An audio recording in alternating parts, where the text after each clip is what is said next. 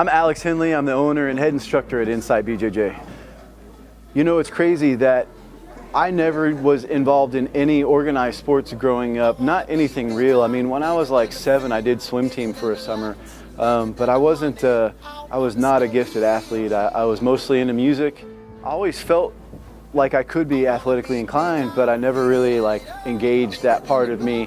I would do silly stuff, like I knew I could throw pretty hard, like a baseball or rocks, you know, and I could throw with pretty good accuracy, but just from goofing around, I never had the pressure of like performing and being on a team and having to win.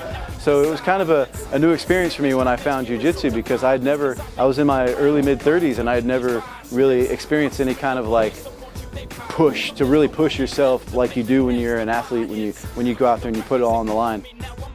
But I feel like jiu-jitsu's taken such a big hold of me that it feels like it was always there. It's like I've been with my wife for so long that I don't feel like there was a thing before her. I've just always been with her, and that's how I feel like with jiu-jitsu. I feel like it's always been there. Even though it hasn't, I feel like it's always been there. I've definitely tried to make a conscious effort to provide like this really pro-family atmosphere here. I know there are a lot of schools, jiu-jitsu schools specifically, that maybe they just kind of want to cater to the fighter, the high-level grappler, which I love having that. I mean, I try to grapple as a high level as I can.